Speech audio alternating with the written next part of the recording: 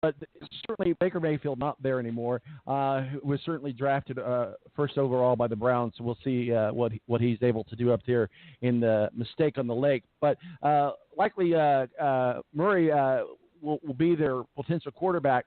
The Oklahoma Sooners, though, they're a team I root for personally because I like them. I think they're a good team. But they just, again, do what they do every single year. And I think the lack of Baker Mayfield, it's going to be hard to have them in the conversation of the 2019 playoffs. But I went ahead and put them in my list anyway. Go ahead. Thoughts on the Sooners?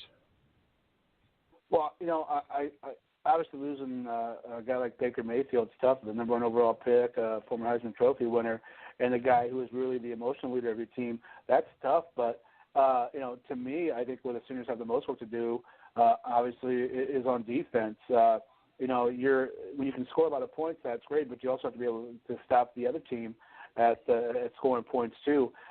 They've got some issues at linebacker they're going to have to address, a few issues in the secondary as well.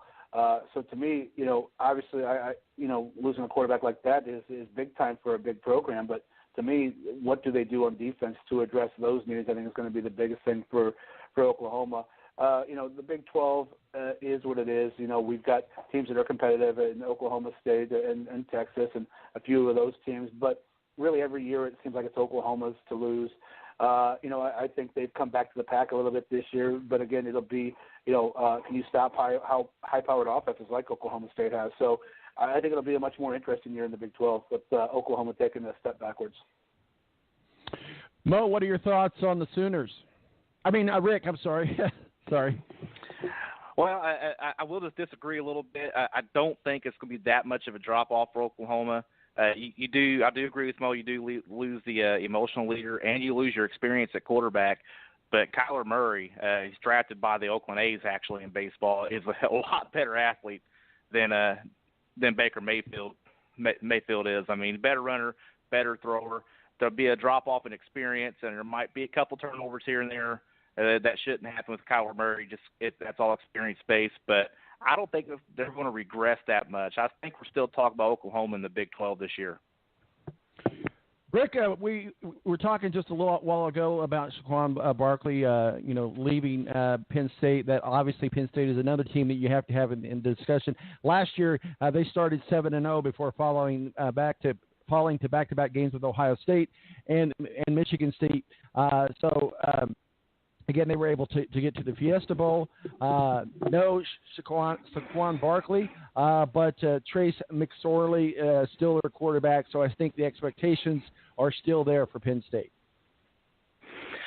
Yeah, I think that I think they feel like they can win the Big Ten, and I actually kind of agree with them. I think they are going to compete with Ohio State again, and I don't have the schedule in front of me, but that Ohio State-Penn State game last year was one of the all-timers, with Ohio State getting that 1-point victory at the Horseshoe. Well, if they play again this year in Happy Valley, I mean, it might be the other way around. That's probably what gets Penn State, to that championship game, because that is all they missed on was that 1-point loss to Ohio State.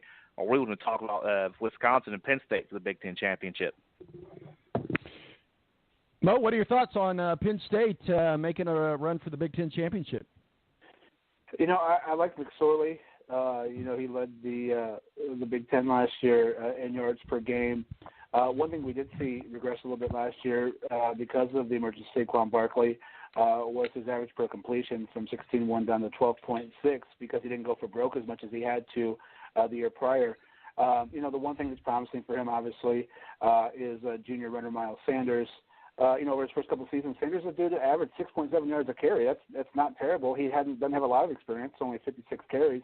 But you look at what they did with Saquon Barkley last year, and Saquon accounted for almost 35% of Penn State's all-purpose yards. That's a lot. And so, when you have a quarterback who has a lot of success, when you have a running back like that, at times you wonder if that could drop off. Now, will we see McSorley become a Matthew Stafford, who everybody was worried about when Megatron went away, that Stafford's numbers would go away? Or does he step up and continue to throw the ball more as he's a more experienced guy and not have to rely so much on the running game?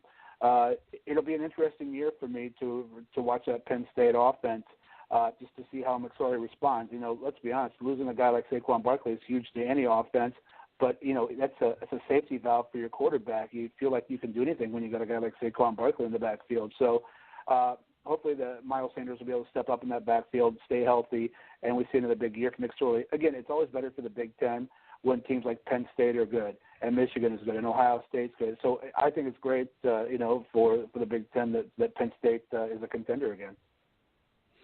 Mo, let's move on. You can't have a conversation about teams with the best odds, if you will, to win the 2019 playoffs without talking about the Auburn Tigers.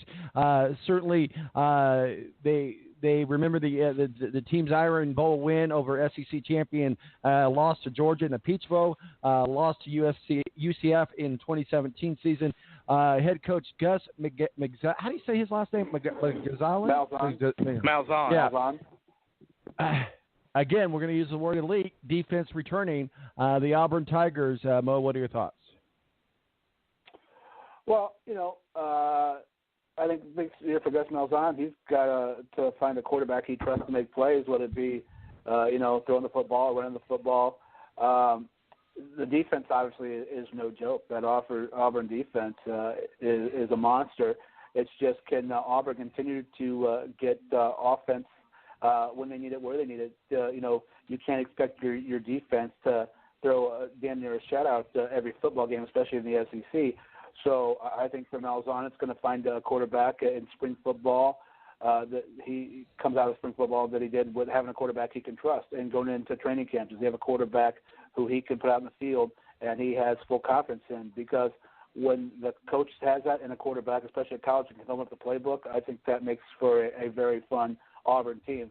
Again, I mean, the defense is a monster. So Auburn getting it right on offense too. You know, teams like Georgia and Alabama could be looking in the eyes of a beast when they line up against the Auburn Tigers this fall. Rick, what are your thoughts on the Tigers of Auburn? Yeah, Mo's right. It's about getting the players he needs for defense to compete in the SEC. And when you look at Gus Malzahn's offense, it's really like it's just like Chip Kelly's version of the Oregon offense, just maybe a little slower pace, but it's really similar to that type of offense. So he gets the quarterback and the players to run that type of offense, and they could be competitive on defense in the SEC. I mean, he's right. It's really scary to think that you got Georgia and Alabama and then Auburn, you know, three monsters, three teams that can all easily make the playoff right there in the SEC and really challenge Alabama and Georgia for that top spot. Rick, let's look at Miami, University of Miami, Florida, that is. Certainly they had a 10-0 start last year and then came to a crashing burn. I think that Mark Reich has the Canes on the right track going into 2018. You can have them in the conversation of teams that could win the 2019 playoffs. The Hurricanes of Miami, what do you say, sir? Well, without the late falter last year, two teams they should have beat, and of course they destroyed Notre Dame there in Miami. And really the only other elite team in the ACC that I see this year is Clemson. If they can figure out how to beat Clemson, we're probably going to be talking about Miami this year for the college into the at least in the conversation for the college football playoff, because they, you know, that turnover chain is a real thing in Miami. I don't know what it is. It's a way of life down there for that football team anyway, and it's definitely a great motivator to go out and play tough defense. And if they can improve on that just a little bit more this year, they're great on defense. They had some inconsistent quarterback play. I expect that to be probably straightened out this year. They're going to be a huge threat to Clemson in the ACC, and we might be talking about Miami in the top four instead of Clemson this year. Mo, what are your thoughts, the Canes, in going into the 2018-2019? Well, like Rick said, and I think like Jimmy Garoppolo's new girlfriend when she was in Dirty Rotten MFers. That's what that defense is, man. They are just like Jimmy G's girlfriend. They go to the ball. They are ball hawks. Maybe that's her new nickname. But no, the defense is amazing. And that team, they turn the ball over and they get to that ball like nobody's business. But can they get the play on offense? I think personally that Clemson's too well-rounded. for Miami to knock them off in that conference, but I think Miami is definitely going to be, in the conversation for sure.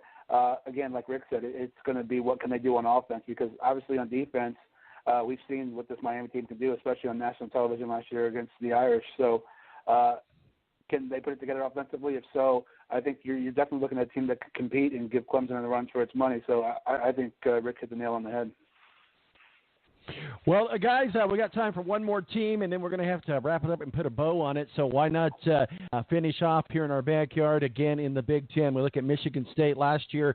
Mo, at 2017 was kind of an official rebound season for the Spartans, losing only 3 games and capping off their season with an impressive win over Washington State in the Holiday Bowl. Likely the 2018 starting quarterback will be Brian Lurkey, which got better last year and was able to progress. Got to have the conversation. Big Ten champion, possibly, but certainly a team that could do well in the 2019 playoffs, and that's Michigan State. Go ahead, Mo. Yeah, I mean, the Spartans, they like to play spoiler in that Big Ten when nobody else really is talking about them, and they're giving all the love to Michigan and Ohio State and Penn State. One thing that this team needs to do this year is figure out how to keep their guys from sexually assaulting women and keep them on the football team. There's much dissension in this football program. I think I'm not questioning the coaching ability of D'Antonio, but keeping an eye on those players. And I know for a football coach and a football team, keeping track of all those players every single day, every single minute, it's damn near impossible. But when it continues to happen over and over again, I think there's some issues there, and I think there's some issues at the top of this Michigan State football program. That being said, on the field, they're a team you can never count out, and they're very Jekyll and Hyde last year, and can they correct that this year? We'd see them just get pulverized in a game last year and then turn around and play like national championship material. So, they've got a kid at quarterback, who was should have probably been an Ohio State recruit, but is playing at Michigan State, a guy at Lima, Ohio. They've got some returning guys on defense, but again, can they keep the off-the-field problems at bay? And I really think that's what hurt this football team last year. You had a lot of guys who were either kicked off the team or suspended because of their off-the-field problems. So, to me, can you get this group back together? Can you correct some of the problems off the field? And can you get not only talented guys on this football team, but guys who are good guys who can be leaders? And I think that's one of the things that this Michigan State team lacked last year was good guys who can be leaders on this football team. So if they can get that turned around, they're definitely always in the conversation. But, if not, if they have another Jekyll and Hyde year, they definitely like to play spoiler, and they do that role very well as well. Rick, what are your thoughts on Michigan State Spartans? Yeah, to me they're a lot like Wisconsin, with just that they're not really exciting to watch, but they're a really tough team, and I can't ever figure them out because they have these great years. They only lose 2 or 3 games, and they win their bowl game no matter who it's against, basically. But at the same time, Tommy and you watched this game last year together at that Wings place there in Avon. Mm-hmm. They got rolled by Notre Dame like 44-10. So they have games like that, but we're still talking about them at the end, beating teams like Washington State, which has had a hell of a year last year. So I always compare like D'Antonio to Nick Saban. I think they're really similar. Yeah, I think they were even coaches together. Or D'Antonio was a Saban disciple. I think Saban was the Mo. You probably help me out with this. Wasn't Saban the head coach at Michigan State at one time, and D'Antonio was underneath him? So correct. Yeah, I think that might. Yeah. So I think it's that same philosophy that Michigan State runs, and that's what keeps them competitive. All right, guys, we got to wrap it up and put a bow on it, but real quickly, around the horn, thumbs up, thumbs down. Obviously, I'm an IU alum. We like IU. We love IU, even if you don't lie about it and say you do. Rick, thumbs up, thumbs down for IU this year? I will give him thumbs up because I like what the new head coach is doing, but with the way Purdue is progressing forward, I think Purdue's just a little is ahead of them as past IU. But I'll give him a thumbs up. Mo, thumbs up, thumbs down, Indiana Hoosiers. Well, I'm going to say neither. I'm going to give them thumbs in the middle. I think that they have a record that's probably an even record enough to make it to another bowl game. I think they have made steps in the right direction. They lead big name programs early on. They just have to learn how to keep those leads going into the second half and into the game. But I think thumbs in the middle this year, they do enough to make a bowl game.